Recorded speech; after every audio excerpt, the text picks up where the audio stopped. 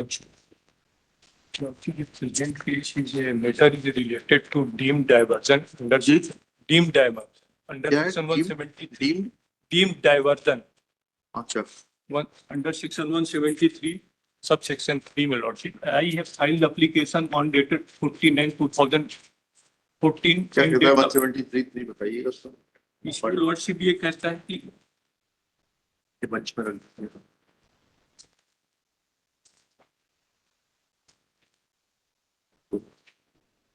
किताब है, हाँ पढ़िए 173 पढ़िएगा प्लीज।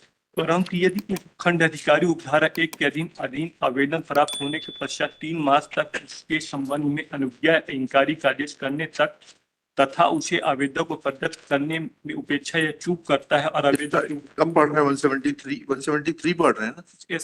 172 सबसेक्शन 3 172 तो डिलीट हो गया 2019 में।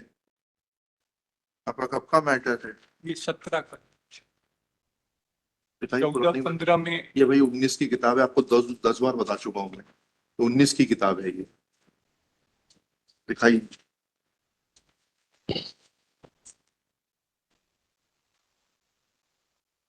इससे पुरानी किताब लाके रखिए। 172 का 3 पढ़िए। 3 कहाँ है? परंतु यदि उपखंड अधिकारी उपधारा 1 के अधीन आवेदन प्राप्त होने के पश्चात 3 मास तक उसके संबंध में अनुज्ञा इंकारी का आदेश करने तथा उसे आवेदक को प्रदत्त करने में उपेक्षा या चूक करता है और आवेदक ने उसे चूक या उपेक्षा की उपखंड अधिकारी का ध्यान लिखित संसूचना द्वारा या आकृष्ट कर दिया है वो तथा ऐसी चूक उपेक्षा 1 मास की कालावधि तक जारी रहती है तो यह समझा जाएगा उपखंड अधिकारी ने अनुज्ञा बिना किसी शर्त के प्रदान कर। बताइए किस तारीख को आपने आवेदन दिया? I have filed application 49/2014 lordship 14/9/2014 14/9/14 को आवेदन दिया। डेट ऑफ रिमाइंडर हमने दिया 22/1/2015 22/1/15। Yes lordship. कहाँ है वो reminder? P6 and P7 lordship इसमें सीरियल नंबर 5 है ना ये? P6 P7 कब फाइल किया आपने? अमेंडमेंट एप्लीकेशन पे कैसे हो जाएगा ये? ऑलरेडी हो चुका है। नहीं वो तो ठीक है, हो गया होगा। अगर P6 P7 आपने 22/1/15 को दे दिया था तो क्यों नहीं आपने जो है साथ में लगाया पिटीशन के? नहीं लगाया तो लॉर्डशिप जब हमने क्वेरी की इसमें वकील साहब ऐसा नहीं है ये सब। हमें मालूम है आपके क्षेत्र में क्या होता है, दस्तावेज कैसे मैन्युफैक्चर किए जाते हैं। You are required to first show that why these documents were not filed along with the petition. P1 देखें लॉर्डशिप। P1 दिखाइए, P1 की बात करें। चलिए जी। P1 में ये सूचना 7/9/14 को एसडीओ जारी। जब आपने आवेदन ही 14/9/14 को दिया तो ये 7/9/14 का कैसे आ जाएगा? अभी आपने डेट बताई कि 14/9/14 को आपने आवेदन दिया, 22/1/15 को रिमाइंडर दिया, तो 7/9/14 का सूचना पत्र कैसे रिलेवेंट है? 17 का लॉर्डशिप। क्या 17? क्या 17 है? ये 7/9/17 7/9/17 नहीं 7/9/14 है। पढ़िएगा इसको, जो आप एनेक्शर P1 दिखा रहे हैं पेज 16 पर, इसकी डेट है 7/9/14। क्रमांक 14/05 ये 2000। ऐसी डेट डालते हैं साहब? आपके सारे अधिकारी नशे पत्ते में रहते हैं क्या? 7/9/14 लिख रहे हैं, ये गलत है। 17 में जब हाँ एक मिनट रुक जाइए। हाँ ठीक है, रेफरेंस से मालूम पड़ रहा है। 15/11/14 का रेफरेंस दे रहे हैं, 2/2/15 का रेफरेंस दे रहे हैं। कौन है ये आपके अधिकारी? How can he put date of 7/9/2014? Same documents in the top of the lordship that has mentioned 7/9/17 in that corner in the above lordship. देख लिया वो मैंने, वैसे कैसे?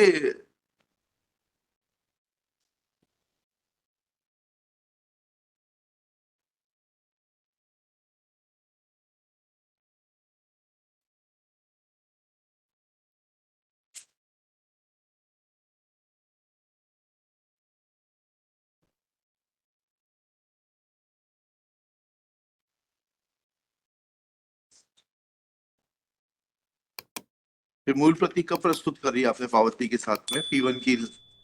ये उसी के बाद हमने सबमिट कर दी। हाँ कहाँ है वो बताइए। आवेदक की P2 है लॉर्डशिप। हाँ बताइए मूल प्रति। दीजिएगा, ये पावती दिखाइएगा उनकी। 14/9/17 ये और 14/9/17 का ये है, उसमें वकील साहब 17 पावती दिखाइए 17-18 लॉर्डशिप, जी। 17-18 क्या 17-18? 17-18-19 इसको इन्होंने कंसीडर किया अपने ऑर्डर में मैं लॉर्डशिप। आपसे जो पूछ रहा हूँ उतना बताइए। जी। उन्होंने क्या कहा कि ये जो दस्तावेज दिए गए हैं इनकी पावती दिखाइए, पावती कहाँ है उनकी? और तीन लॉर्डशिप पेज 18 नंबर 18 में कहाँ पावती दिखाइएगा? किसकी पावती है 18 में?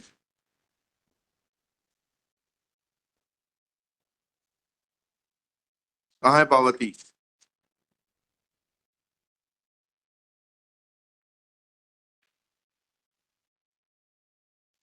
ये पेज लॉर्डशिप इसमें देखने पेज P6 एंड P7 तो बाद के मैन्युफैक्चर दिखाई दे रहे हैं दस्तावेज, क्योंकि जब उसने मांगा था तो आपको लेखी सूची नहीं दस्तावेज ही मांगे थे, which you have not filed in time.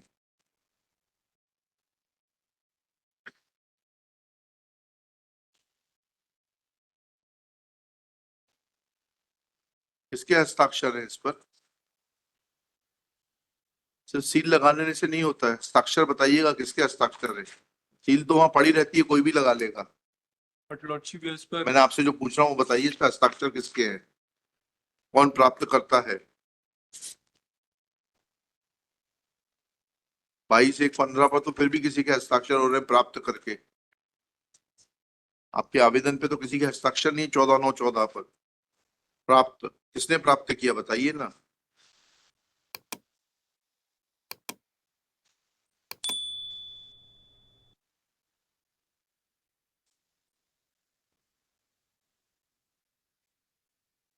ये अधिकारी P7 P8 में है लॉर्डशिप ये क्या है? 15/11/2014 15/11 प्राप्त ये किसने प्राप्त किया ये तो पूछ रहे हैं आपसे। ये साइन करके दिया है साइन किसने करके? प्रवाचक 15/11/2000 प्रवाचक तो 15/11/14 को लिखा है उसने, उसके पहले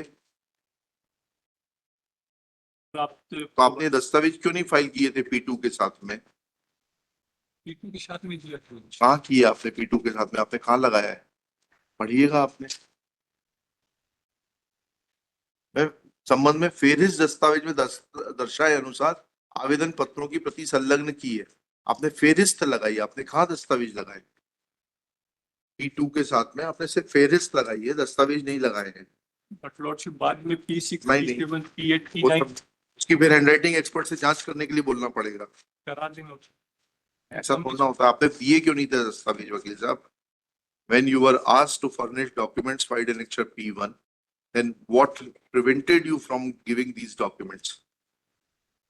Because P2 does not say that these documents have been enclosed. आपने फेरिस्त दस्तावेज जो पेश किए वो लगा दिया आपने।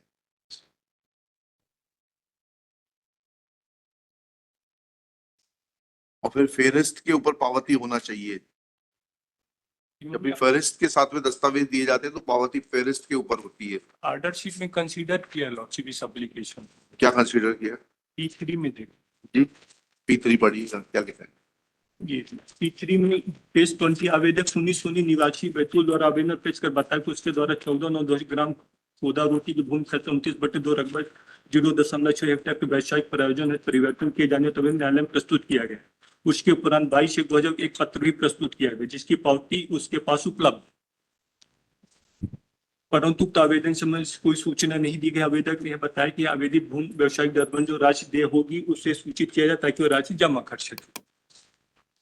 फिर इसके बाद लॉर्डशिप सेकंड 14/9/17 को भी ये चीजों का इन्होंने उल्लेख किया है। फिर क्या हुआ? फिर उसके बाद इन्होंने फाइनल ऑर्डर 28/9/17 को जो पास किया उसमें इस चीज को वो किया कि यहाँ पर ये गाढ़ा डैम प्रपोज्ड है इसलिए इसको रिजेक्ट करते हैं। जी। और ये गाढ़ा डैम का नोटिफिकेशन हमने RTI में लिखा, उस पर उस समय तक कोई प्रशासकीय स्वीकृति नहीं थी। किस तारीख का नोटिफिकेशन है? ये नोटिफिकेशन 18 का लॉर्डशिप, दीजिएगा, डेट दीजिएगा। ये नोटिफिकेशन की डेट है लॉर्डशिप एक 22/6/18 की स्वीकृति है 22/6/18। और 31/7/2018 का लैंड एक्विजिशन प्रोसीडिंग इनिशिएट किया गया। हाँ है वो एनेक्चर। एनेक्सर इसमें लॉर्डशिप है P5 में लॉर्डशिप देख सकती P5 में पेज 26 लॉर्डशिप 22/6/18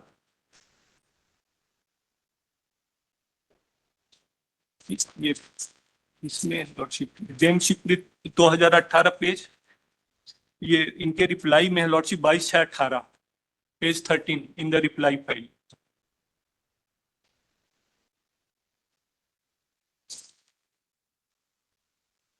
तो ये फिर आपने 22/1/15 को जब आवेदन दे दिया तो इस प्रावधान के मुताबिक 30 दिन में आपने डायवर्शन शुल्क कब जमा करा दिया? जमा शुल्क जमा कराने की हमने जब क्वेरी की तो उन्होंने ये इनिशिएट कब क्वेरी की आपने? ये जब हमने रिक्वेस्ट लेटर दिया था कब है वो रिक्वेस्ट लेटर? ये 5/2/2015 22/1/2015 उसके बाद हम 22/1/15 का लेटर पढ़िएगा जरा फिर से, उसमें कहाँ है शुल्क जमा कराने के लिए?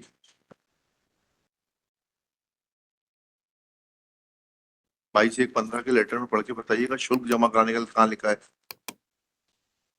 आपने?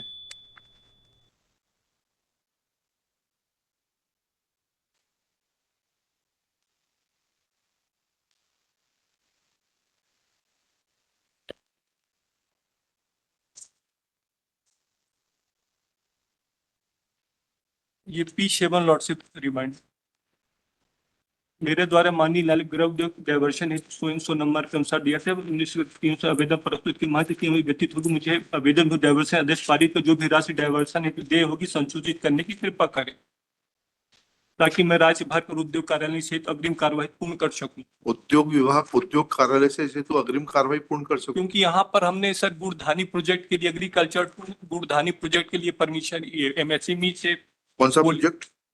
गुड़धानी गुड़ का उद्योग लगा है हाँ। इसलिए उसके लिए इंडस्ट्रियल यस लॉर्डशिप आई है। बताइए, तो इंडस्ट्रियल यूज में डायवर्शन होगा ना उसका, तो इंडस्ट्रियल यूज के डायवर्शन के लिए कब आवेदन लगाया आपने?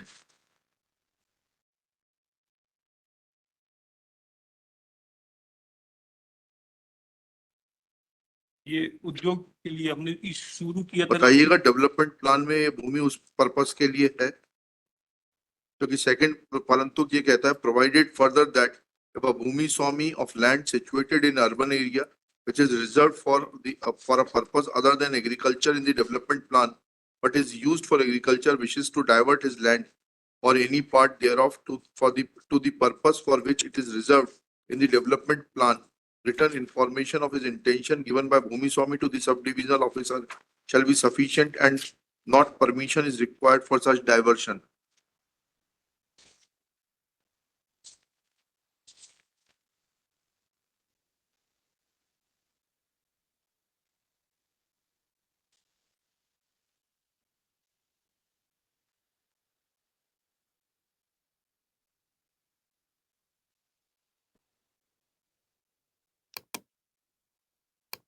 इसे 172(1) के किस क्लॉज में आएगा ये?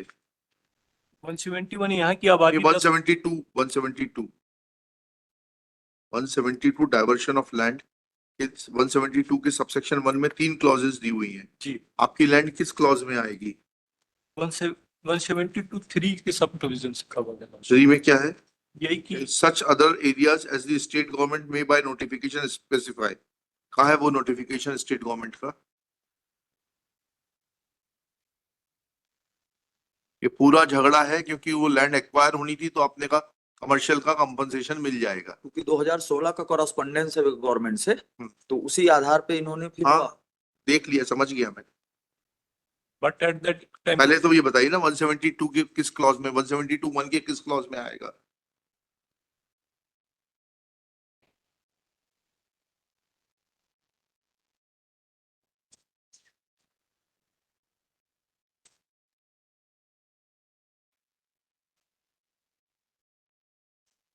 क्योंकि जो आपने 15 के आवेदन में लिखा है वो आपने 14 के आवेदन में नहीं लिखा है।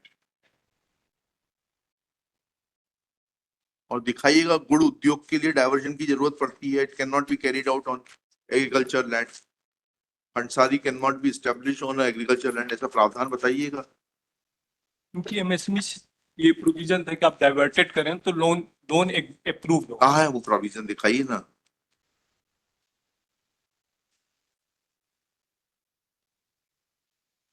और कहाँ है आपकी प्रोजेक्ट रिपोर्ट गुड़ उद्योग लगाने की? ये लो चीज़। क्या है ये? यही है गुड़ उद्योग के लिए हमने जो एमएसएमई से परमिशन के लिए वो किस कब का अप्लाई किया था? ये 2016 का है 16 का है ना? 25/9/2016। हाँ, नहीं तो 14 का बताइए ना। 14 में आपने आवेदन लगाया डायवर्जन के लिए, उसमें आपने गुड़ उद्योग लिखा नहीं। 15 में आपने गुड़ उद्योग लिख दिया, तब तो आपके पास कोई अनुमति नहीं थी। सब्सिक्वेंट डॉक्यूमेंट थोड़ा ना आएगा। क्योंकि यहाँ से इन्होंने क्योंकि आप समझिए प्लीज उसको, पैरा 3 पढ़िएगा आपका, जो आपने एडिशनल अमेंडमेंट के साथ डॉक्यूमेंट लगाई है कि आवेदक उक्त भूमि पर स्वयं व्यवसायिक हेतु भवन निर्माण करना चाहता है। इसमें आपने कहीं नहीं लिखा था कृपया उक्त भूमि का परिवर्तन आवासीय ऑब्लिक व्यवसायिक प्रयोजन हेतु किए जाने हेतु आवेदन नए खसरे। अब आपने आवासीय ऑब्लिक व्यवसायी दोनों को लिखा है।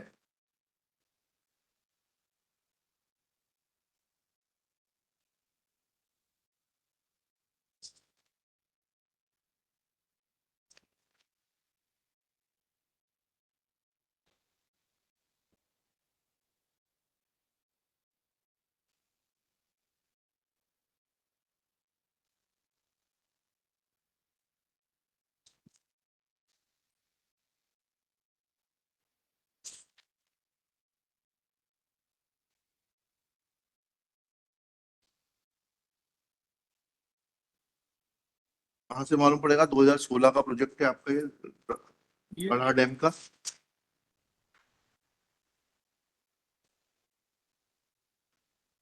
In page 26, Your Lordship, page 26 of the return. and the subsequent documents which were filed by the कब फाइल किया है subsequent document? in the same, Lordship, then amendment in page 26, amendment का पेज 26। Lordship.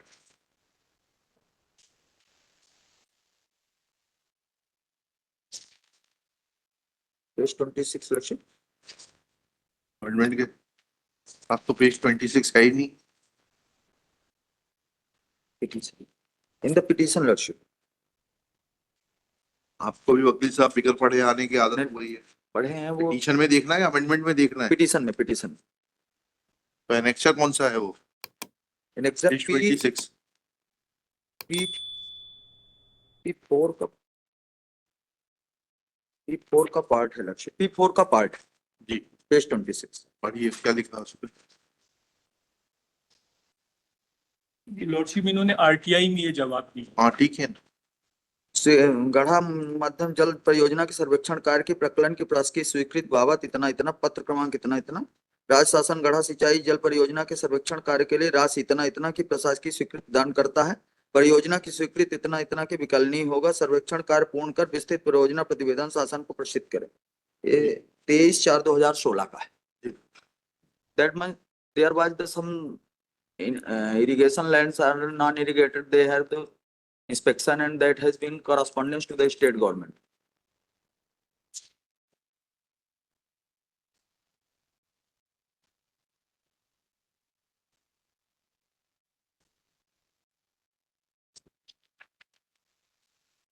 चाही गई जानकारी क्या थी?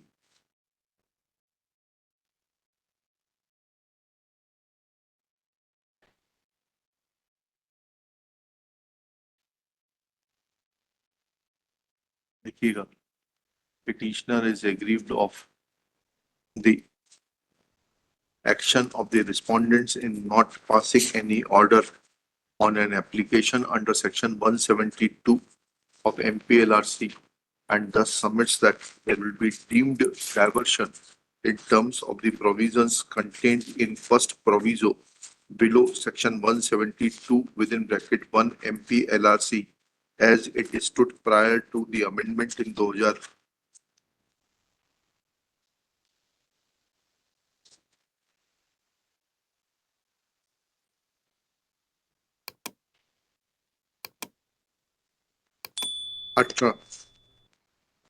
Full stop. It is submitted that petitioner had moved an application for diversion as he has filed along with the amendment in record wide IA 10597/18 dated 14/9/2014 seeking diversion of his land contained in survey number 29/2, measuring 0.607, and thereafter he had given a reminder on 22/1/2015, and since the sub-divisional officer had not acted in time, therefore the application for diversion should be deemed to have been allowed. Next, Shri Ved Prakash Tiwari, learned government advocate, in his turn submits that it is apparent from Annexure P4 that relevant documents are subsequent and they have been procured in as much as Annexure P4 reveals that the project for construction of a dam on Gada Dam was already underway and correspondence was going on between the authorities since 2015, and taking advantage of that situation, petitioner sought diversion of his land so to corner higher rate of compensation in lieu of on the ground of land acquisition. Full stop. Next paragraph. After hearing learned counsel for the parties and going through the record, it is evident that there are several contradictions in the pleadings of the petitioner. Full stop. Annexure P6 filed along with the amendment application reveals that diversion was sought for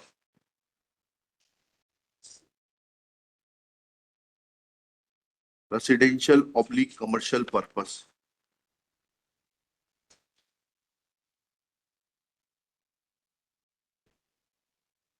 It is mentioned that he has enclosed Kishtbandi of New Khasra, as is mentioned in para 3 of the application, but no such Kishtbandi is enclosed with the application. Next paragraph. Thereafter, in Annexure P7, which is the reminder dated 22/1/2015, purpose is changed, and in the subject for the first time it is mentioned that he is seeking diversion for establishment of a Gud Udyog. Full stop. This purpose is not mentioned in Annexure P6. Full stop. Thereafter, when learned counsel for the petitioner is asked to show as to under which provision of subsection 1 of section 172 his case will fall, he submits that his case will fall under clause 3, which is in regard to diversion in such other areas as the state government may, by notification, specify. But no such notification of the state government is brought on record. Next paragraph. Thereafter, Shri Singh submits that, in fact, if diversion is obtained for establishment of a Gud Udyog, then it is easier to obtain loan for an MSME, but no project report is enclosed to show that there was any proposal to obtain loan from MSME, or that diversion of agricultural land is required for establishment of a Gud Udyog. Full stop.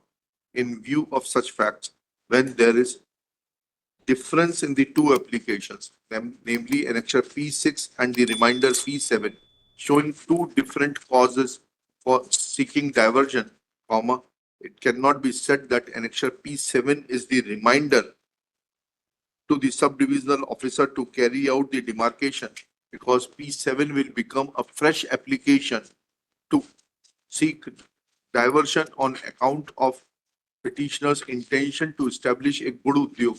Full stop.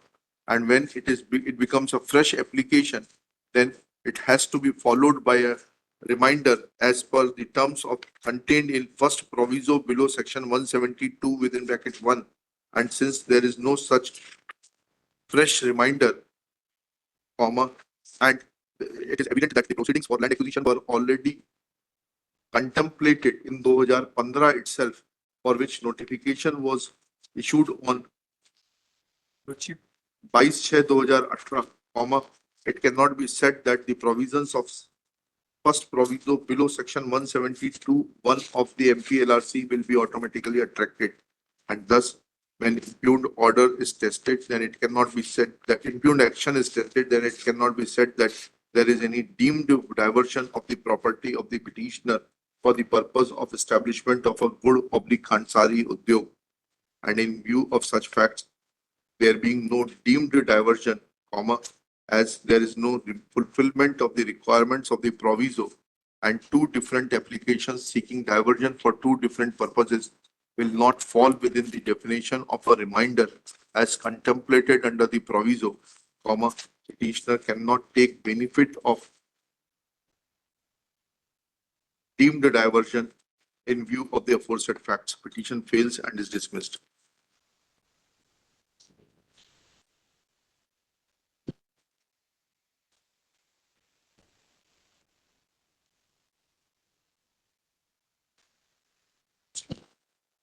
In this matter, we have moved an application for amendment only